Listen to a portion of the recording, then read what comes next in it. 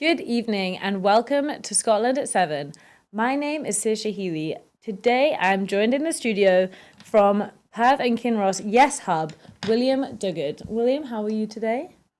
I'm fine, thank you, and I hope you can hear me all right. I know I the sound was can. a bit dodgy before. Yes, yes, the connection is back and it is nice and strong, and I can hear you just fine. So, we will start today, as we always do, with a Ukraine update. It is day 393 of the war. Ukraine's state emergency services said it has ended rescue attempts in the Rishchiv Kiev region today, where it is now known that 9 people died in a suspected Russian drone attack in the early hours of Wednesday morning. General Alexei Sursky, commander of the Ukrainian ground forces, said the aggressor does not give up hope of taking Bakhmut at any cost, despite the losses in manpower and equipment. He added that Russia is losing considerable strength and that very soon we will take advantage of the opportunity, as we once did near Kiev, Kharkiv, Balaklava, and Kupiansk, all areas that Ukraine has previously liberated from the Russian occupation.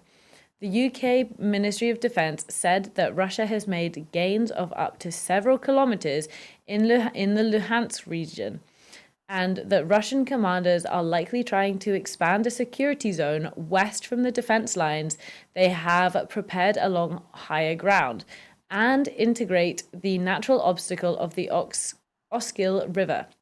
They likely seek to recapture Kupiansk, which is a logistics node.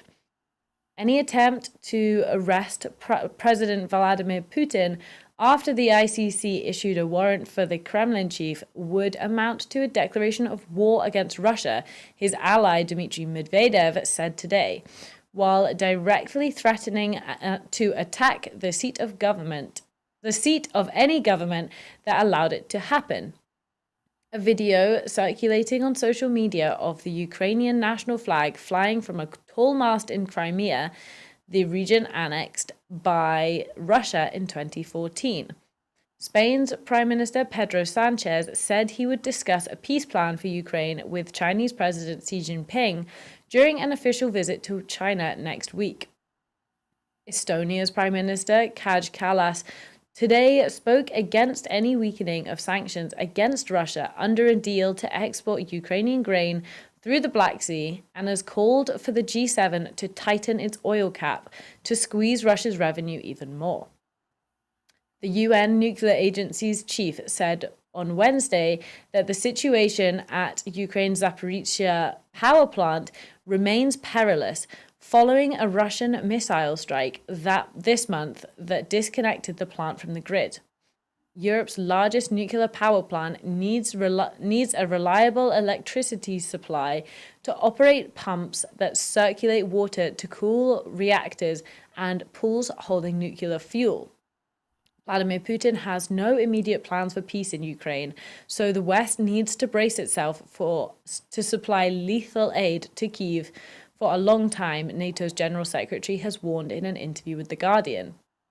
Russia's foreign ministry has warned that Moscow will not leave unanswered a UK plan to supply Ukraine with tank shells made with depleted uranium. The UK Foreign Secretary said that there is no nuclear escalation in the country's decision to supply Ukraine with shells made with depleted uranium. Now, William, so there was a lot of talk in that section about the nuclear element of this. So there's it's twofold. So you have the uranium shells that they are claiming are not nuclear at all, and then you have the dangers of the nuclear power plant. Do you think that this could potentially be escalating into very dangerous ground that hasn't been touched yet? Well, I think there have been sort of nuclear sides to all of the saber rattling that's been going on in the past, and this is maybe a wee bit more. I think when you're dealing with what I regard as a fairly unstable leader in Vladimir Putin, there is always the possibility of something escalating into a nuclear area. And that, of course, is unthinkable. I suspect, though, what we're hearing right now is just the normal exchange of talk about these things, and as I say, saber rattling. And one would just hope that it doesn't come to anything further at this stage. But as the longer this goes on, and there is really no end in sight to this Ukraine conflict and all sorts of unpredictable ways it could go, the longer it goes on, the less certain you can be that it isn't going to end in something awful. And we have to work hard, those of us who are able to, those countries who are able to make that not happen. And what do you think that the NATO states will be able to do to prevent the escalation of these kinds of conflicts? It's very difficult. I suspect they're doing some things undercover, but they very much have to do it undercover because you really can't overprovoke at this point because we are dealing with a potentially unstable situation. I am hopeful that as if NATO maintains a relatively strong stance, that perhaps the ongoing talks with the Chinese may lead to something in future. Of course, it'll be in China's interests, whatever happens. It's always in China's interests where China is concerned. But I'm hoping that they can, in some way, exercise a bit of influence with Vladimir Putin that obviously NATO can't. Hmm. And so, obviously, last week, Xi Jinping and Putin met. Do you think that any of the discussions that went on behind closed doors could influence the potential peace talks that Spain are saying that they could be facilitating? One would hope so, but it's impossible to tell. As I say, if China is involved, primarily it'll be China's interests that they're looking after, and that's the way international diplomacy works. But they do have power here, and I'm hoping that it can be brought to bear in a benign way that actually brings things to a satisfactory conclusion at some undefined point. Yeah. Hopefully, those peace talks they can move on, and we can see an end to this conflict. So, moving back to Scotland, Nicola Sturgeon appeared as First Minister for the last time in the Scottish Parliament today. In her last First Minister's questions, Miss Sturgeon was faced with a churlish barrage from Scottish Tory leader Douglas Ross, who showed little grace in his final exchange with the outgoing First Minister. As usual, the First Minister gave as good as she got, finishing up by turning the tables on Labour health spokesperson Jackie Baillie, who accused the Scottish Government of failing on hospital waiting times caused by delayed discharge by reminding Miss Baillie just how much worse these figures for delayed discharge were when Labour was last in power in Scotland. Following FMQs, Nicola Sturgeon then was given a standing ovation after her last speech in Holyrood, in which she said, holding the post for the last 8 years truly had been the privilege of my lifetime. In the statement made at the end of First Minister's questions, Ms Sturgeon thanked the Scottish public for placing their trust in her. 3 years ago to the day from the start of the first coronavirus lockdown, she told how she had led Scotland through good times, but also the toughest times of the recent history. The experience of the pandemic changed me, she said, telling MSPs that her thoughts today are always with those who lost loved ones to COVID, as well as those still suffering as a result of the virus. Speaking about the experience of the pandemic, she said, in the toughest of times, our country showed the best of itself with love, care, and solidarity. That will live with me forever. Miss Sturgeon, Scotland's first female Prime Minister and also the longest serving incumbent in the post, described the job as challenging, exhilarating, and exhausting. But after 35 years in politics, including 24 as an MSP and 16 in the Scottish Government, she said that it was the right time for her to step aside. Her successor will be appointed next week. Miss Sturgeon told MSPs, I have made my fair share of mistakes in the last 8 years, and of course there are things I wish I had done better or differently. But overall and overwhelmingly, I am proud of what has been achieved. She listed the introduction of the Scottish Child Payment, a benefit which goes to low income families with children in Scotland, and the minimum unit alcohol pricing as some of her achievements in government. She also said that just by becoming the first female First Minister, no girl in our country now has any doubt that a woman can hold the highest office in the land. Her successor will either be the second female First Minister, or the first person from an ethnic minority background to hold the top job. Ms. Sturgeon said that whoever takes her place will send a powerful message that this, the highest office in the land, is one that can go to any young person in Scotland. So she obviously was very clear that she believed it was her time to go. Do you agree with her statement? Do you think that she had run the course of her position? I think you could argue that she had, and a lot of people were considering that she would step down at some point. It was a surprise, the actual timing, and we still don't absolutely know what may have been behind that. And there may be more to come out about that in the next few days. But certainly, she made a reasonably convincing case, first of all, when she spoke about it at Butte House, and again today, that it was the right time for her and that she'd put in a decent stint. She was right to point, I think, to the coronavirus period as, if you like, a high point for the way she conducted herself. And indeed, the minimum alcohol pricing is a good thing, and it has proved this week to be a good thing. I rather think she might have gone for some more things as well. But there will, I think, be debate going on about, firstly, her policies, but also her impact on the independence movement for quite some time to come. And so today was pretty much what I would have expected to hear, but I'll be very interested to hear what context the coming events, whichever they may be, put it into. And she also paid tribute in her speech to John Swinney, obviously the outgoing Deputy First Minister. Who do you think, obviously, depending on who gets the top job next week, who do you think could be in line for the Deputy First Minister position? That's a very interesting one, and I'm really not sure because it very much does depend. I'm not sure if, for example, Hamza Yusuf were to become First Minister, who would be the ideal person. But I think, bearing in mind that it's going to be a tricky ride for him in the top job instantly, it would have to be somebody who was a safe pair of hands. And I'm not sure at the moment who best would be suited to do that. There is the intriguing possibility of Kate Forbes gets in. Of course, she does have some experience, if not in the top job, then in a senior job. What if she appoints Ash Regan in some respect?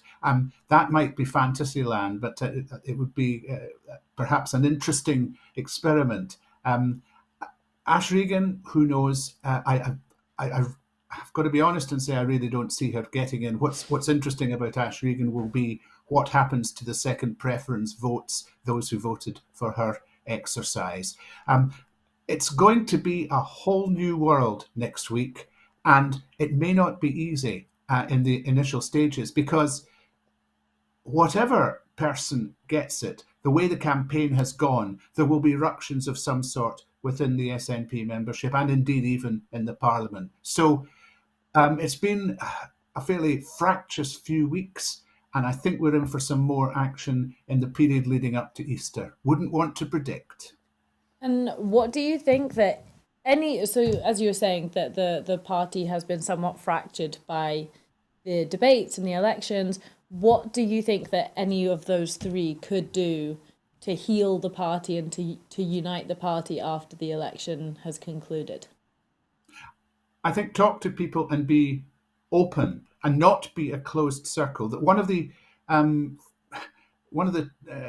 criticisms labelled, or rather aimed at Nicola Sturgeon, was that she tended very much to work within a fairly small circle of folk and really not perhaps to listen as well as she might have done to other parts of the party.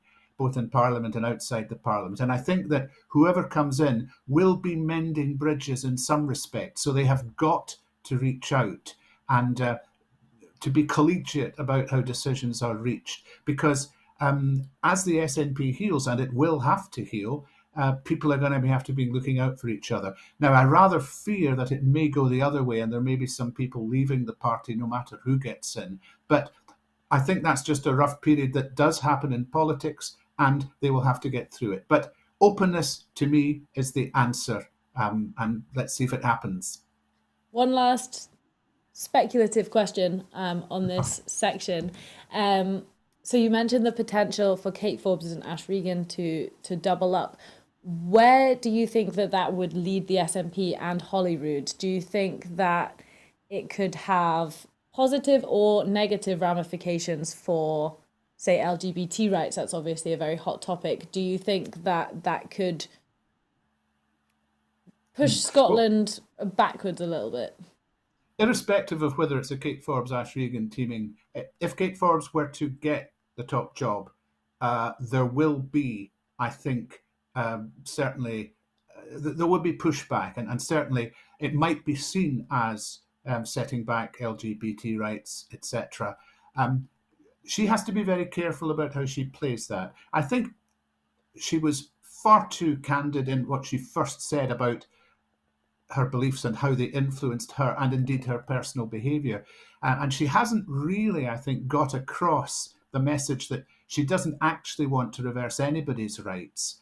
So she has got to work harder on that if she gets in, because I suspect there will be a few people who leave the party. I have spoken to some of them who said they will.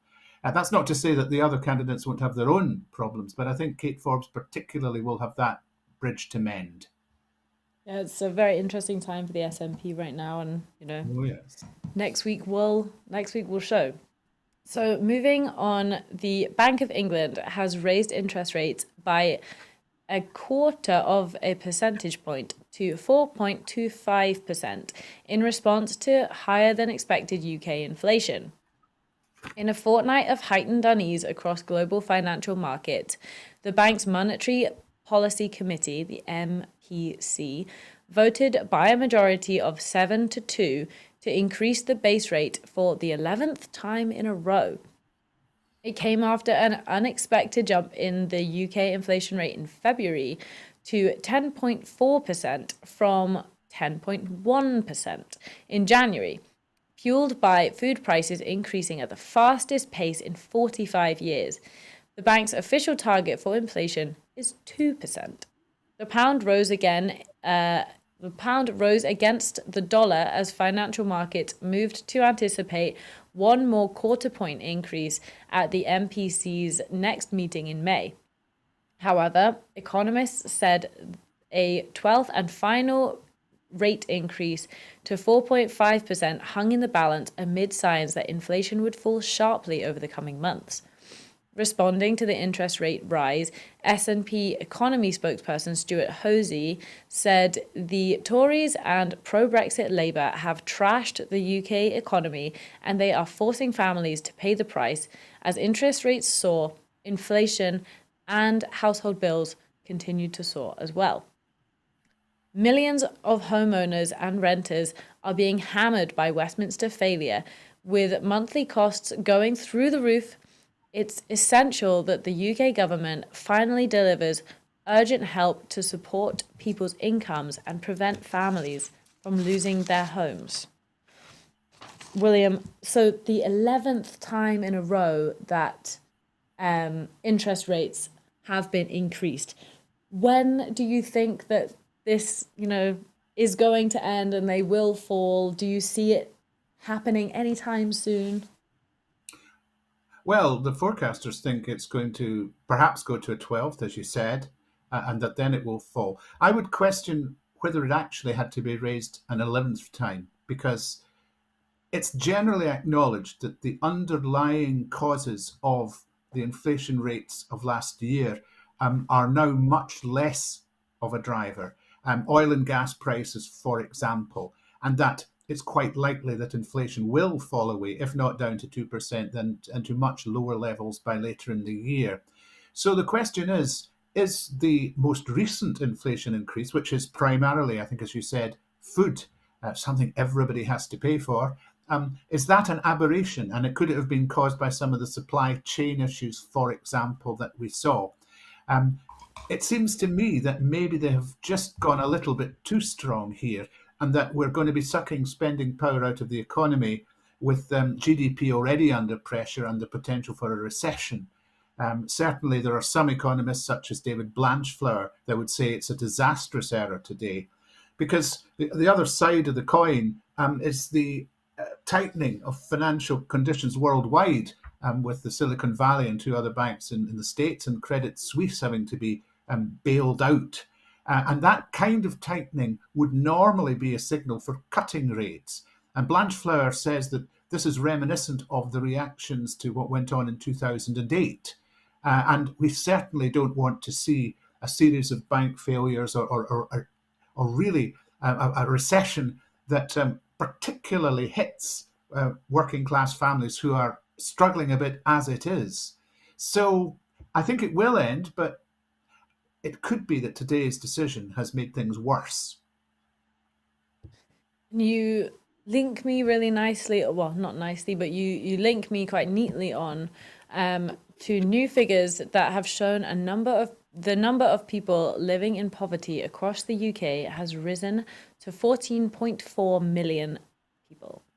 Official statistics released by the UK Department for Work and Pensions shows the number of people estimated to be in relative low income, which is classified as below 60% of the average household income.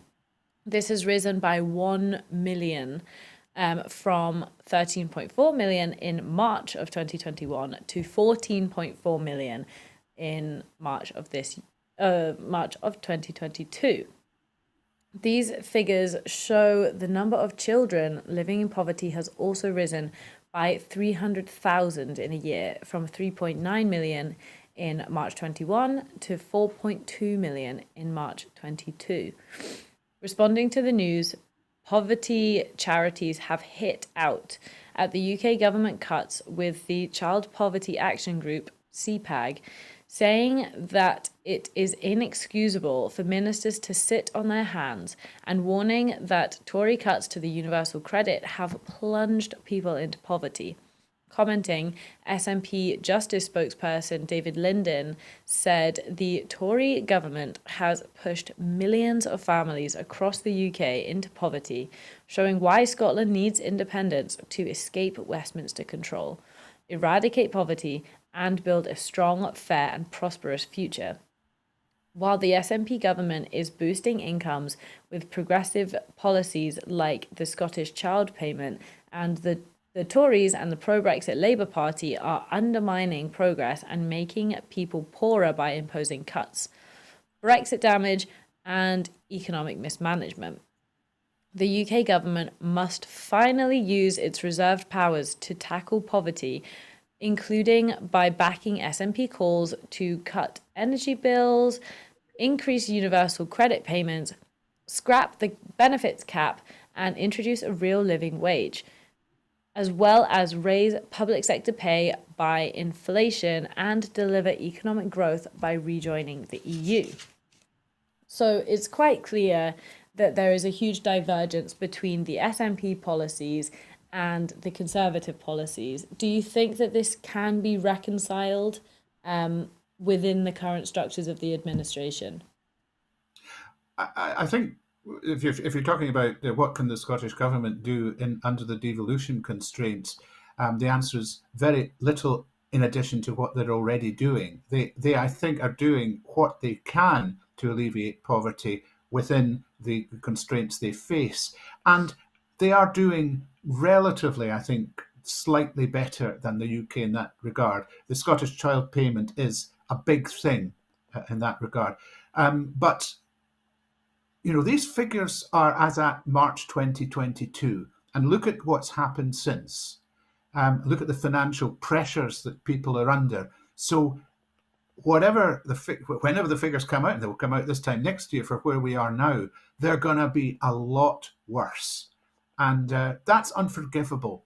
in a developed economy amongst the world's richest, because what that points to, if you looked at the last budget that we heard from Jeremy Hunt, that was a boost for the wealthy. But what we need is a boost for the poor right now. We need to get money into the hands of the poor. That will actually help the economy by helping money to circulate. And getting them into deeper and deeper bother is not the answer. And it's very depressing to hear that really the government doesn't seem to be listening in this regard. We are talking in many cases about relative rather than absolute poverty. But relative poverty is, in its way, just as pernicious as absolute poverty. If you read the book The Spirit Level by Kate Pickett and Richard Wilkinson, it sets out the dangers that it poses: erosion of trust, increase in illness, um, dissolution of the community, and social mobility, and all sorts of things that need to be fixed. And I don't see any sign coming from Westminster that they will. And I agree, of course, I agree, that independence would be a way of at least beginning to tackle them, although it would be a long road. Yeah. And so, sorry, my mind's just gone completely blank there. I had a question. So yes, so the poverty rates from 2022, it's saying that it's now back to the pre-COVID levels. So do you think that it is primarily the desire to make the rich rich that has pushed them to roll back these kind of positive economic challenges that helped poor people during the COVID-19 pandemic? Well, the story they tell is that they kind of have a limited budget, and the money markets wouldn't like it if you were a bit more redistributive in the way you did things. And of course, there is still this ridiculous myth of the trickle down effect that if you make rich people richer, eventually it will find its way into the pockets of poor people. This is nonsense. It finds its way to the Cayman Islands and other places. That's what happens. So, I think Conservatives are stuck in their ways, and they're now, of course, telling the story that because of the damage that happened with Liz Truss and Kwasi Kwarteng and what the money market said about that, there's another black hole in the accounts. But the UK controls its own currency. It can solve this in an instant if it wanted to. And the current government simply does not want to. And that is the underlying problem. Yeah. Couldn't agree with you more. And so from the Tories to the Labour Party, who are currently in hot water, as Keir Starmer, the Labour leader, has said in a speech in Stoke-on-Trent at the launch of his second 5 missions, that he wanted to imagine a society where violence against women is stamped out everywhere. A good sentiment, but he said that complacency and austerity had led to a plunging confidence in the police, saying crime becomes decriminalised when there is no one to follow up on reports. In his speech, Mr. Starmer quotes Margaret Thatcher and says that she was right on her policies towards crime. He said it was working people who pay the heaviest price when antisocial behaviour was rife, and there was complacency from the government because their kids don't go to the same schools, nobody fly tips on the street, the threat of violence doesn't stalk their communities. Mr. Starmer said people deserved to feel a sense of trust, of confidence, of security, as it's what gives you roots. Commenting on Mr. Starmer's remarks, the SNP Westminster Deputy Leader Mary Black said the people in Scotland will be appalled that Keir Starmer is taking a lead from Margaret Thatcher, who left lasting scars on our communities. Under Starmer, the pro-Brexit Labour Party has lurched to the right and is now little more than a pound shop Tory tribute act, copying Tory policies and quoting Tory prime ministers. I have to say, I was very shocked by this. I was very surprised that anyone would reference Margaret Thatcher's crime policies as positive. Why do you think that he did this? Do you think it's dangerous, a very dangerous angle for the Labour Party to be taking at this time? Well, I'm sure he's been advised to use this sort of thing.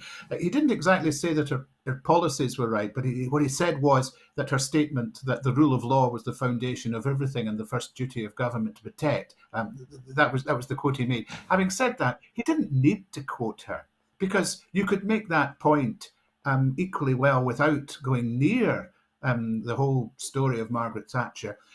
You could have done an echo of Tony Blair's tough on crime and the causes of crime, for example, because it's equally valid, I suppose, and it doesn't do the dog whistle. But I think the dog whistle is what Keir Starmer is trying to do. It's the continuation of the triangulation of Labour to the right, because of course the Tories have moved off to the right, so there's a space, and nature abhors a vacuum, and that is never more true than in politics. I wish he wouldn't do it. I really do. But I think his instincts are actually fairly right wing, and he would have fitted quite easily into a centre right Tory government. Not that we'll ever get it again. So the Thatcher one is a message to voters: vote for us, we'll sort out the crime thing. The policies that he's got, they may or may not work. Some of them actually sounded reasonably good to me, and certainly you want to be doing something about police corruption, which is quite dreadful, and just the Met is just a continuing story of horror. Where the rule of law could and should be applied more rigorously, I think, though, is in the rampant corruption that's emerging in the upper echelons of society. And we saw that particularly with things like COVID contracts, which seem to have been bumped off the headlines by Partygate and Boris Johnson's petulant tantrums yesterday. That sort of corruption in society really needs looking at, because there's a lot of money criminally being sucked out that could well be used elsewhere. So, let's not do the dog whistle, let's do the policy and let's get it right. And that's what I would say to Keir Starmer, if, of course, he was ever going to listen to me. And do you think that this, the concerted move to the right by Labour, do you think that Keir Starmer has the gravitas to tackle this high level corruption? Um, well, he might. He might. I mean, just it's not necessarily connected with the move to the right. The move to the right is to get elected, but they'll inevitably govern in a fairly centre-right way, just as the Blair government did. However, does Keir Starmer have the gravitas to move against the corruption? Yes, he possibly does. He's got a background as Director of Public Prosecutions. He doesn't muck around with criminality. So it's possible. It is possible. But there's an awful lot to fix. And, you know, I don't know. I don't know where it goes, because it does seem entrenched. And once it's entrenched, it is very, very difficult to remove. Yeah. And continuing on with scandals coming from Westminster, the Albanian Prime Minister has criticised UK Home Secretary Suella Braverman, calling the singling out of migrants from his country a disgraceful moment for British politics. Edi Rama, who is in Britain for talks with Rishi Sunak, said Braverman's comments last year about Albanian criminals crossing the channel in small boats could be considered a crime themselves. Unfortunately, we have seen ourselves and our community being singled out in this country for purposes of politics. It has been a very, very disgraceful moment for British politics, he told the BBC Radio 4's Today programme. Braverman's remarks were a low point, he said, adding, political will to overcome the sourcing of relations has remained. What has been said by members of the cabinet, starting with the Home Secretary, is the singling out of our country, which is not something you do in our civilization and is something that does not represent Britain at all, he said. We will always refuse to have this mix between some criminals and the Albanians as such, because giving to the crime an ethnic seal is itself a crime. Braverman angered many Albanians with her comments about their citizens in Parliament last October. If Labour were in charge, they would be allowing all of these Albanian criminals To come to this country, they would be allowing all the small boats to come to the UK, and they would open our borders and totally undermine the trust of the British people in controlling our sovereignty, she told MPs. The Home Secretary was also accused of using inflammatory language when she said the south coast of England was being invaded by asylum seekers. So, do you think that this kind of language does constitute kind of violence, obviously, violence of the word towards the Albanian nationals? Yeah, and it's another dog whistle because it's for a particular constituency that Braverman is saying it. It's interesting, by the way, that the Albanian Prime Minister seems to be putting out the hand of friendship to Rishi Sunak, whereas saying, look, you want to do something about this. And that's actually the way to do it, to say something nice when you're saying something critical as well. In this case, I mean, they've been going on about Albanians for quite a while. Now, in the small boats thing, the criminals are the gangs, not the individuals. There may or may not be Albanian gangs amongst those gangs who are doing it, but to talk about Albanian criminals crossing in small boats is despicable and is singling out. As far as relations with Albania go, the UK needs friends post Brexit and sometimes doesn't seem to be doing much to win them. Braverman is particularly irresponsible. She does rotten photo opportunities. If you saw that one she did in Rwanda yesterday, laughing to the heavens in a housing estate, was actually nothing to do with the accommodation for asylum seekers. We seem to be pulling up the drawbridge. And for the nth time, what's actually needed is an increase in legitimate routes to seek asylum, then a fair and efficient and properly funded and resourced way of dealing with claims, and a proper and humane process for refused applications that we've agreed with other countries. That's what you do when you're being respectable within the international community, and you don't just dog whistle to your particular right-wing constituency to try and get yourself elected when nothing else you're doing would ordinarily get you elected. Couldn't have put it better myself. That was very. And so you mentioned, obviously, the impacts of Brexit. Do you think that this is just an extension of the kind of damaging, racist, xenophobic rhetoric that was kind of espoused during the Brexit referendum? I think it is. I think there is a bit of that in particularly English, but British society, that there's a bit of racism that should not be encouraged. And for many years we were not encouraging it, and we seem to have gone back to encouraging it. And I really don't like that one little bit. In terms of, I've said this before, but I'll say it again. In terms of migrants and asylum seekers, the very fact of climate change means that migration is the big issue of the next 30 years. And we have to get a more humane and cooperative way of looking at it, or we will be in terrible, terrible trouble. And what people like Suella Braverman are saying and the language in which she's couching it don't help one little bit. It's dangerous, and going forward, like you were saying, in the next 30 years, it's incredibly damaging. So we are moving abroad, moving international now to Israel. Israel's 2-month-old protest movement has taken to the streets for a day of disruption as the parliament passed the first part of the hardline government's controversial judicial changes into law.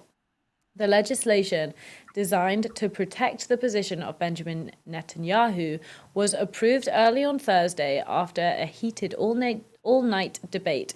By 61 to 47, the minimum majority required.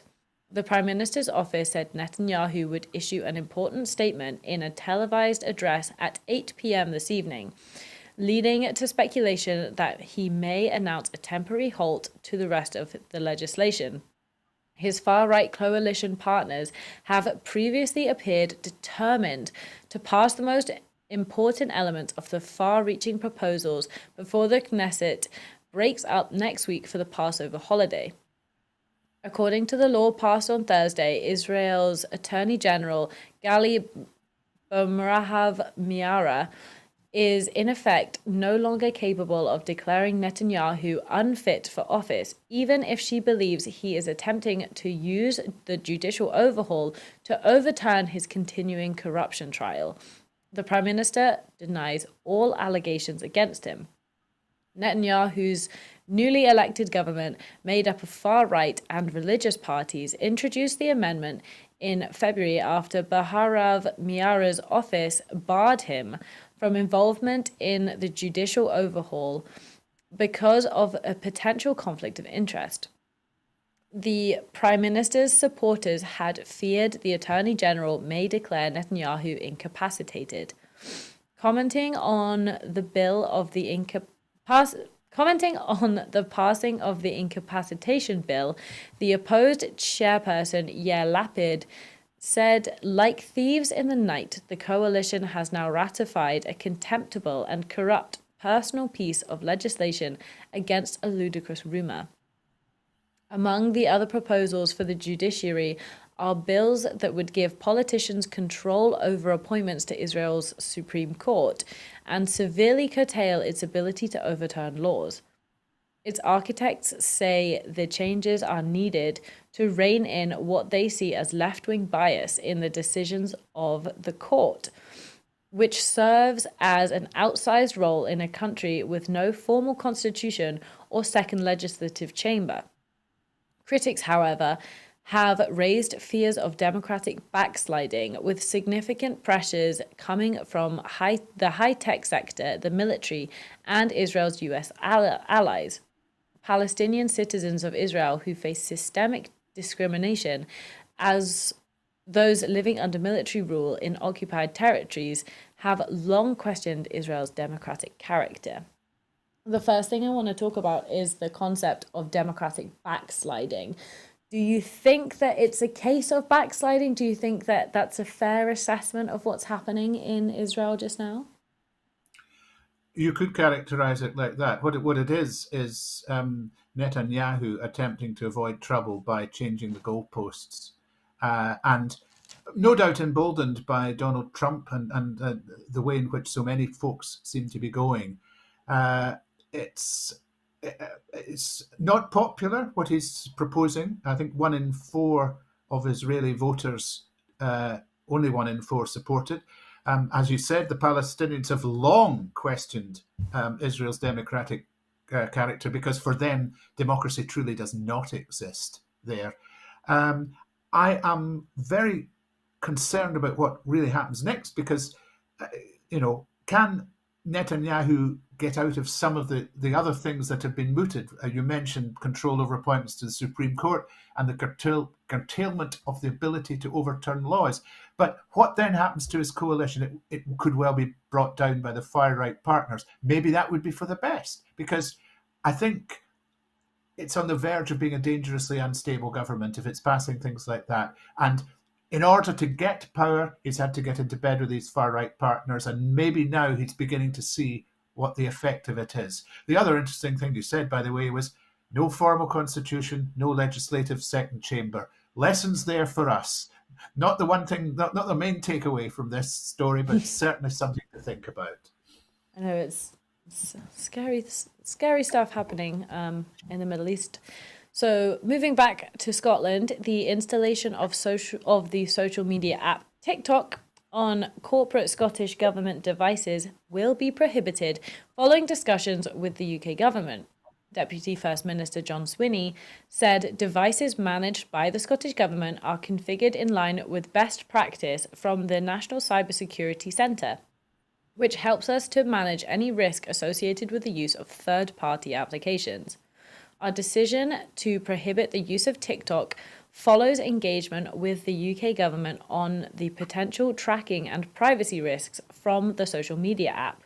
Currently, there is limited use of TikTok within government and limited need for staff to use the app on work devices. This ban will be implemented immediately. It does not extend to personal devices used by staff or the general public.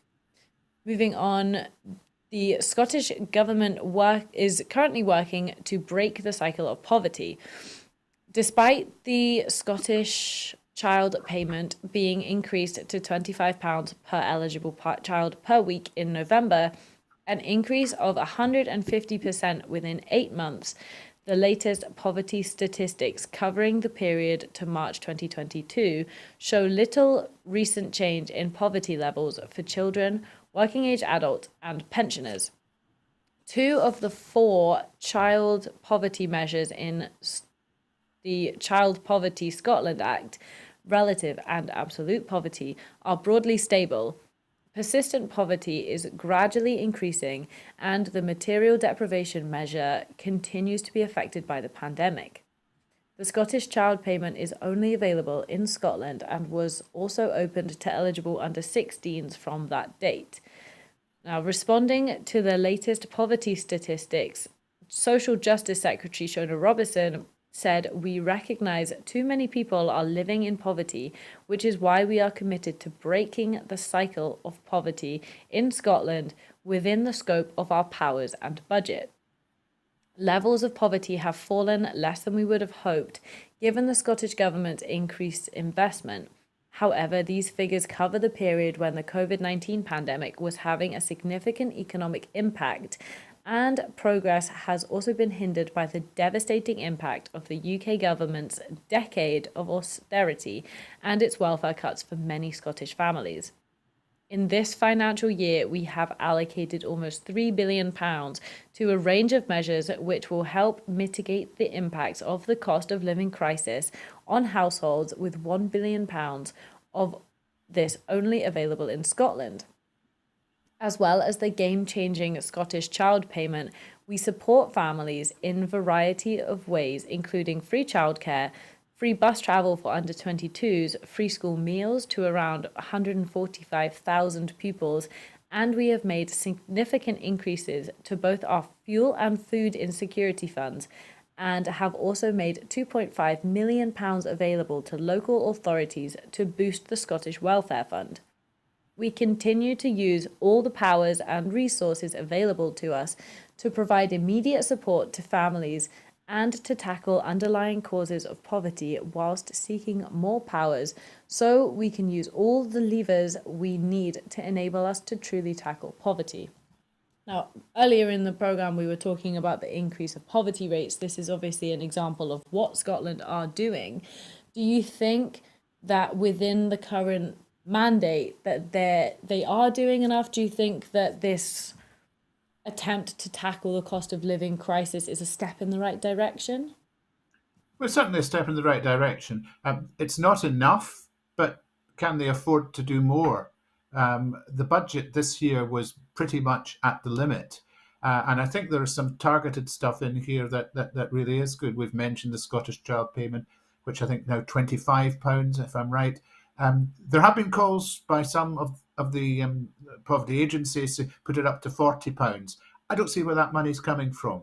You'd have to change something else. The Scottish Government works on a limited budget, and it's so frustrating because, again, with the full powers of independence and the sort of investment in the economy that we would have to make in the first 10 years, and would make us, I think, in the first 10 years, we could actually start to do something about this. That's really the name of the game. Poverty is at the root of so many of our other problems that it's the one thing we really need to knock down in an independent Scotland in order to build ourselves up. And I think the fact that we're doing relatively slightly better than the rest of the UK is good, but we need to go further and faster. We've got a 2030 target of pretty well wiping out poverty, or at least getting it down to very low levels. And there's a lot of work to be done because they'll be further back now. After the last year, they'll be further back. So keep at it as best you can, but let's get the levers and then do something about it. That's the main thing to say. Yeah. And so moving on to food production, small-scale producers are set to have access to a range of new support designed to create more localised supply chains and cut food miles. The Scottish Government's Small Producers Pilot Fund aims to help individual small producers increase their resilience and enhance their contribution to the rural economy. planned to open later this year, the pilot fund will improve access to training skills, further processing, and food supply chains, helping producers enhance their value and become more sustainable.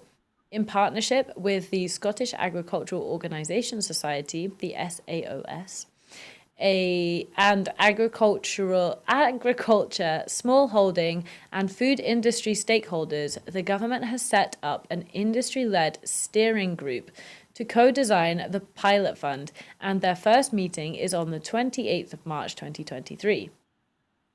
Rural Affairs Secretary Mary Geoghegan announced the pilot fund steering group at the Rare Breeds Survival Trust 50th anniversary in Fife.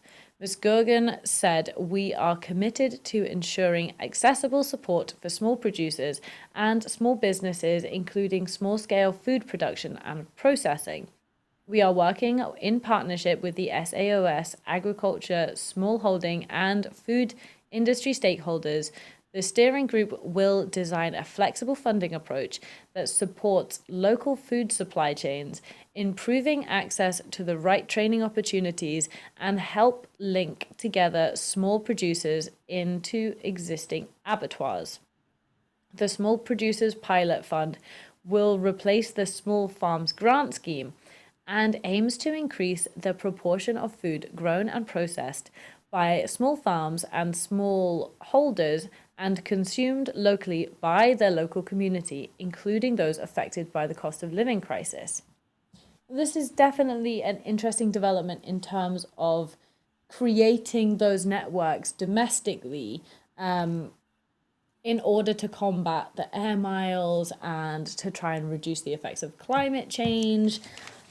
How do you think that these policies could develop in the coming years and the effect that they might have?